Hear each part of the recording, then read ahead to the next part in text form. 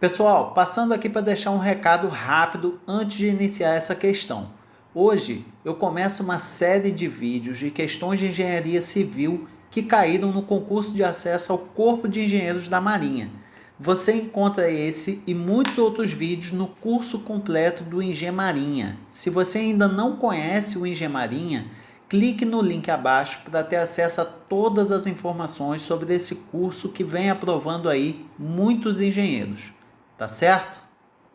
Bom, pessoal, então temos aí a prova de 2009, a quinta questão, que diz o seguinte: ache o valor máximo da carga P que pode ser aplicado com segurança à viga homogênea e prismática da figura. O peso próprio da viga é desprezível, são dadas as tensões admissíveis do material. Aí ele dá aqui para tração 1,8 e para compressão 6 kN por centímetro quadrado. Bom, o perfil da viga é essa aqui, ó. Ela tem dois apoios e tem a carga P aplicada nessa extremidade que está em balanço e a seção transversal. Ele nos fornece aqui essas três fórmulas aqui, da tensão, da inércia e esse de translação de eixos, que na verdade só está aqui para complicar um pouquinho, para confundir, porque não vai ser necessário a utilização. Bom, o que ele pede aqui ele dá aqui uma sequência de resolução. E na letra A ele pede para determinar o centroide da seção. Bom, vamos criar um eixo de referência aqui, que vamos chamar aqui nessa direção horizontal de Z asterisco e na vertical Y asterisco. Bom, em relação a Z, o nosso Z médio, não há dúvida que vai estar aqui nessa coordenada aqui do eixo simétrico, tá? Esse eixo de simetria, ele divide a figura em duas partes exatamente iguais.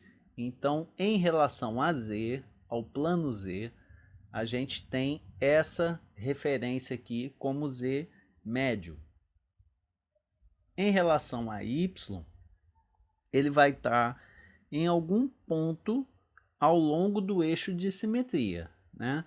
Então, assim, ele não nos fornece essa fórmula aqui para o cálculo do Y médio, mas a gente tem que ter em mente, tá? Essa formulazinha aqui para determinar centroide quando quando temos uma figura regular, ou seja, um retângulo, um quadrado, fica fácil da gente determinar o centroide. Só que quando é uma viga T, uma figura um pouquinho mais complicada, que tem alguma diferenciação do normal, aí a gente aplica essa fórmula, tá? Bom, vamos dividir essa seção em duas, tá? Vamos pegar aqui a parte das abas e a parte da alma da viga. Então temos aqui duas seções, tá? Duas regiões que nós vamos analisar aqui cada passo dessa forma. Bom, ele diz o que? A área, tá? Então vamos pegar essa primeira figura aqui em azul e vamos ver 30, que é a cota total aqui, ó, 10, 20, 30, que é essa cota, vezes 10, né? Então temos aqui a área, vezes o Y médio dessa região. Temos aqui, ó, em relação ao eixo Y, se essa cota toda é 10, metade aqui, ó, 5, ok. Dividido pela área, 30 vezes 10. Mas, porque aqui, ó, ele diz somatório, né? Então, vamos fazer dessa região aqui em amarelo. Bom, área, 10 vezes 30, temos aqui, ó, 10 vezes 30 vezes 25. Do topo aqui, da onde a gente tem a nossa origem do eixo Y asterisco, nós temos que andar o quê? 10, que é essa cota, mais a metade dessa, que é 15. 10 mais 15, temos aqui, ó, 25, tá? Dividido pela sua área também. Com isso, chegamos ao resultado aí do nosso y barra, tá? Do centro de gravidade, do centro geométrico, de 15 centímetros. Então, aqui é o nosso centroide da seção, tá? Bom, na letra B, continuando a sequência de resolução, ele pede para calcular o momento de inércia da seção. Então, da mesma forma, vamos deixar aqui, ó, aquelas duas regiões que a gente já tinha dividido no passo anterior, e a nossa inércia total em torno do eixo Z, tá? Que é o que interessa para a gente, vai ser a inércia da região 1 mais a inércia da região 2. Bom, mais um detalhezinho aí, ó. Inércia. Ele dá para a gente aqui, ó, para o cálculo do momento de inércia do retângulo, né? É essa formulazinha aqui, famosa, que é o BH ao cubo dividido por 12. Só que aqui temos uma viga T. Então, a gente dividiu em dois retângulos, vamos calcular. Só que tem essa parcelinha aqui, ó. Não é só a fórmula que ele nos fornece. Como a gente tem diferença do centro geométrico da figura e das regiões, por exemplo, essa região azul tem o centro geométrico mais ou menos por aqui, e o centro geométrico dessa outra região é por aqui. Então, há uma diferença em relação ao CG da peça. Então, a gente acrescenta, soma essa parcelinha aqui, que é o quê? A área da região vezes o quadrado dessa diferença aqui entre a cota do CG e o CG da região. Em relação à região 1, vamos ver. 30 vezes 10 sobre 30, que é a base, aqui, ó, vezes 10, que é a altura, ao cubo, dividido por 12, mais aquela parcelinha lá. A área, 30 vezes 10, vezes a cota que a gente tem aqui do CG, menos a cota que a gente tem do nosso y barra aqui da região, ao quadrado. Chegamos aí a um resultado de 32.500 centímetros a quarta. A mesma coisa para a região 2, só que aqui agora, como base, nós temos 10 e como altura nós temos 30 ao cubo dividido por 12 mais a área, 10 vezes 30, vezes a cota do CG, 15, menos 25, que é a cota do nosso CG da região, tá? Nosso Y barra referente à região 2. Chegamos aí, ó, 52.500 centímetros a quarta. Então, agora é só somar essa com essa e temos a inércia total aí de 85.000 centímetros a quarta, tá? Bom, continuando, ele pede aqui como sequência para a gente traçar o diagrama de momentos fletores, né? Então aqui é o perfil da nossa estrutura e temos, para a gente poder esboçar aqui algum diagrama, a gente tem que ter pelo menos uma referência das nossas reações de apoio, né? Então temos aqui, vamos chamar esse apoio de A e esse apoio de B. Vamos ter aqui, ó, reações verticais, né? Que eu vou chamar de RVA e RVB. Bom, vamos começar fazendo o somatório de momento aqui, ó, em B. A gente fixa em B e analisa o que acontece na estrutura em relação a B, tá? Vamos utilizar essa convenção aqui. No caso da estrutura da força ocasionar um giro na estrutura anti-horário positivo, horário negativo, tá? Vamos analisar cada parcela aqui da equação. Começando aqui por RVA. Bom, lembrando que momento é uma força vezes uma distância. Então a força aqui é RVA vezes a distância de 5 metros. Por que o sinal negativo aqui? Lembra que aqui em B está fixo, porque estamos analisando o momento em B. Então aqui é como se a gente fixasse a estrutura e deixasse o restante todo livre. Então o que que acontece? Essa reação aqui em A, ela vai ocasionar um giro desse tipo aqui na estrutura, né? Ela vai girar nesse sentido, que é o que? Horário. Por isso o sinal negativo, tá? Já a força P, ela vai, lembrando que aqui está fixo, então essa força aqui para baixo vai gerar a estrutura nesse sentido, né? Esse sentido é anti-horário, utilizamos o sinal positivo aqui, tá? Então, força vezes distância. Força P, distância em relação a B, 3 mais 5, 8. Então, chegamos aí, ó, menos 5 RVA é igual a menos 8P. Os dois negativos, a gente multiplica aqui por menos 1 e fica tudo positivo. Para a gente isolar esse RVA, a gente passa o 5 que está multiplicando para o outro lado da equação, dividindo. 8 dividido por 5 é igual a 1,6 e temos o P aqui, que a gente não sabe quanto vale. Então, RVA fica aí valendo 1,6P.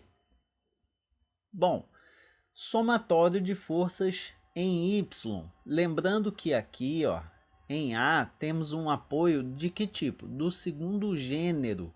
Teríamos uma reação horizontal aqui também. Como a estrutura não apresenta nenhuma força horizontal, já subentende-se que a reação horizontal aqui seria zero. Por isso que não tem o somatório de forças em X. Então vamos lá. O que nós temos aí em Y na concepção que a gente adotou aqui na nossa estrutura? Temos RVA positivo, né, para cima, RVB positivo, né, e temos um sinal de menos aqui, porque está apontando para baixo a nossa força P. Pronto. Passando, substituindo o RVA, né, que a gente já encontrou aqui o resultado. Então, temos 1,6 menos 1P, né? Aqui tem um 1 aqui na frente, né? 1,6 menos 1, 0,6P, mais RVB igual a zero. RVB isolando ele aqui, passamos essa parcela aqui para o outro lado da equação e temos aí RVB igual a menos 0,6P. Vejam, muita atenção aqui, tá? Qualquer estrutura desse tipo que vocês estiverem resolvendo, sempre que o sinal aqui, o resultado da reação der negativo, significa que você adotou o sentido errado aqui na hora de analisar a sua estrutura. Então, o sinal negativo indica que temos que inverter a orientação da reação de apoio, ou seja, RVB não está para cima. Na verdade, RVB está para baixo, tá? Até porque essa força P, ó, se a gente for analisar, o que ela faz? Faz como se fosse uma gangorra aqui na nossa barra, na nossa viga, né? Ela faz com que essa parte aqui seja levantada. Então a reação em B vai fazer o que? Vai anular esse movimento aqui, puxando a estrutura para baixo. Então, com a orientação já correta, se a gente calcular aqui novamente, a gente vai ver que o resultado vai ser positivo. Ó. RVA positivo, beleza. RVB, que antes a gente tinha adotado como sendo positivo, agora a gente vai considerar negativo. E P negativo do mesmo jeito. Então, quando a gente chega no resultado, ó, resultado positivo. Ok. Resultado positivo significa que a gente adotou o sentido correto aqui na nossa análise, tá? Bom, temos aí RVB e RVA, tá? Então, a gente já pode começar a esboçar aqui um diagrama. Primeiro, antes de fazer o momento fletor, vamos analisar aí o nosso diagrama de esforço cortante. O que nós temos aqui, ó? Começando por aqui, no início da estrutura, temos uma força P aqui para baixo. Então, temos aqui, ó, se é P, chegamos aqui na extremidade aqui do diagrama, nessa região, com menos P. Segue sem nenhuma incidência de força ou carga até o ponto A, né? E quando chega aqui, temos a suspensão aqui desse diagrama pela reação vertical em A, que vale 1,6. Então, se temos aqui, ó, menos P, ou seja, menos 1, né? Menos 1P mais 1,6P, nos resulta aqui positivo 0,6P, que segue também constante até o ponto B, e no ponto B temos a reação que vai puxar o diagrama aqui para baixo, enquanto 0,6, ok. Então, vai zerar o nosso diagrama, está tudo correto. Temos essa região aqui do diagrama positiva e essa região negativa. Então, podemos aí já, no diagrama de momento fletor, sabemos que na extremidade, né, aqui nesse ponto e em B, temos o somatório de momentos, que é igual a zero. Então, temos que descobrir aqui em A qual vai ser o valor do momento para a gente esboçar esse diagrama. Bom, sabemos que aqui, ó, é o momento máximo, porque temos aqui o quê? O cortante passa pela estrutura aqui, faz a transição aqui de uma região para outra. Então, nessa parte aqui que o cortante corta a viga, é a incidência de momento máximo. Por isso, vamos calcular aqui em A o momento, tá? Momento em A. E aí temos que escolher se vamos calcular pela esquerda ou pela direita. Pela direita aqui, temos o quê? Utilizando essa regrinha aqui da nossa convenção de momento, temos o quê?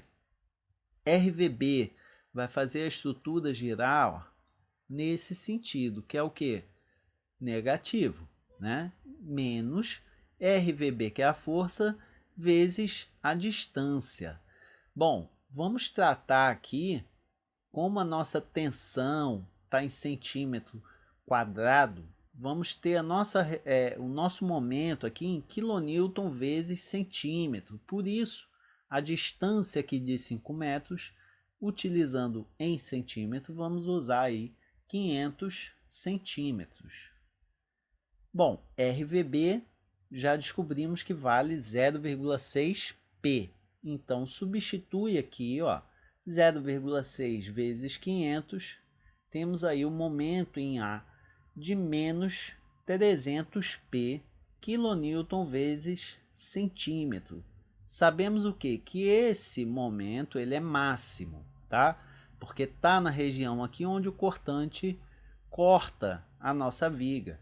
Então, momento máximo vale menos 300. Se é menos 300, né, ele está para cima. Por quê?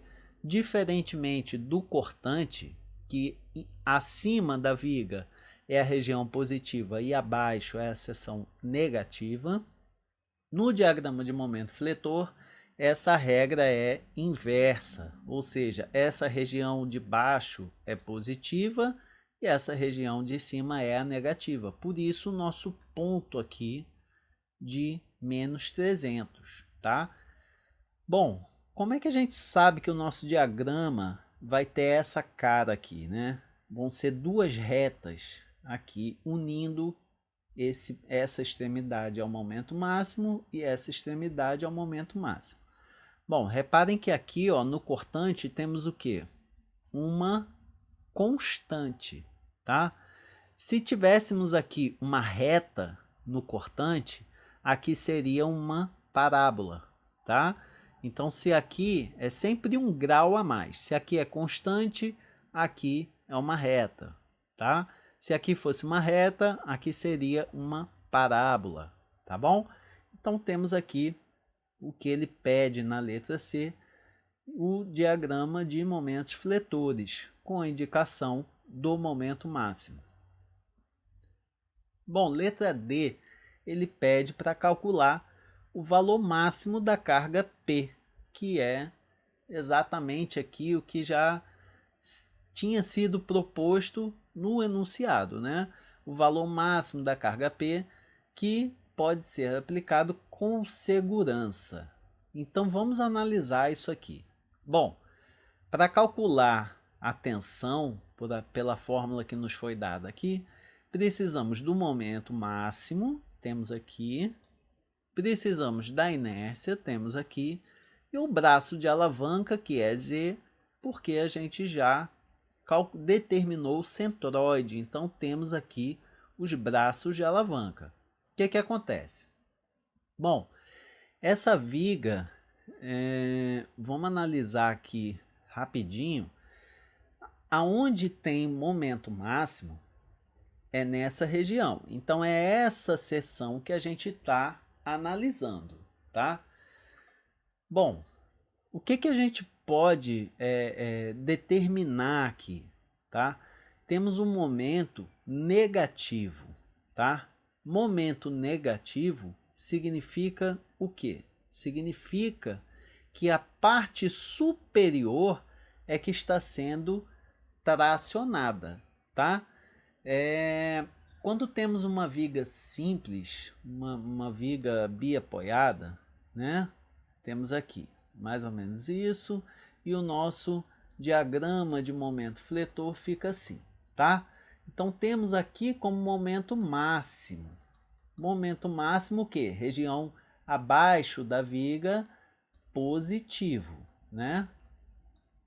Então, essa configuração normal, na nossa seção transversal, né, temos aqui uma linha neutra, e essa parte de baixo, ela é normalmente tracionada e a parte superior comprimida. Nesse caso, temos um momento negativo, tá? Nesse ponto. Então, o momento negativo, nós temos aqui um esforço de ordem inversa. A parte superior vai ser tracionada e a parte de baixo comprimida, tá? Então, a nossa máxima tração vai estar nessa fibra superior. E a nossa máxima compressão vai estar aqui na fibra inferior, tá? Bom, tensão máxima de tração, a gente pega e substitui na fórmula. Momento, vamos utilizar aqui os valores todos em módulo, ou seja, eu não vou usar, por exemplo, momento aqui ele é negativo, eu não vou trazer o sinal para cá, nem em relação a braço de alavanca, nada disso. Por quê? Porque aqui ele nos deu as forças em módulo, tá? 1,8 tração, ok. 6 compressão, a gente poderia indicar aqui também como menos 6, né? Porque é uma tensão de compressão. Só que como está positivo, vamos calcular também o módulo positivo, tudo positivo, para que a gente possa fazer essa comparação de igual para igual. Bom, 300p, que é o nosso momento, dividido pela inércia, temos aqui ó, 85.000 vezes o nosso braço de alavanca aqui em relação à tração, que é do CG a fibra mais tracionada. Então, 15. Chegamos a um resultado de 0,053 P, tá? Bom, a tensão admissível aqui, a tensão máxima suportada por tração é de 1,8. Então, temos que fazer o quê? Pegar essa que foi calculada, tá? Tem que ser menor, ele diz aqui, ó, com segurança. Isso significa o quê? Que a tensão que a gente calcula tem que ser menor do que a tensão admissível. Então, 0,053 P tem que ser menor que 1,8. Isolamos P, passamos para o outro lado aqui, ó, dividindo, e temos que P tem que ser menor que 34 quilonewtons, tá? Esse foi o cálculo para tração. Vamos fazer a mesma coisa, levando em consideração a compressão. Bom, a fórmula é exatamente a mesma. A única coisa que muda é o nosso braço de alavanca, que antes era 15, agora em relação à tração, à compressão é 25, tá? Mesma coisa, ó, tudo com sinal positivo para que a gente tenha o resultado aqui em módulo positivo do jeito que está apresentado aqui. Então temos aqui, ó, 0,088 P. A tensão admissível na compressão é de 6. Então, significa que esse resultado calculado tem que ser menor que 6. Isolando P, passamos 0,088 dividindo.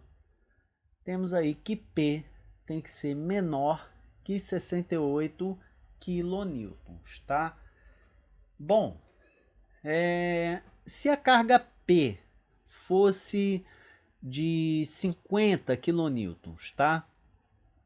Aqui na compressão, ok, 50 quilonewtons ainda é menor do que 68, tá tudo beleza. Só que aqui, ó, 50 já é maior do que 34. Isso significa que em relação à tração, a essa fibra superior, a peça romperia, né? Ela sofreria aqui uma ruptura. Então, não podemos admitir nenhuma força maior que 34, tá? Então, até 34. Por quê? Porque essa tração aqui é mais frágil. Então, temos que respeitar esse limite aqui de tração. Então, o valor máximo que a carga P pode ser aplicado com segurança é esse aqui de até 34 quilonewtons, tá?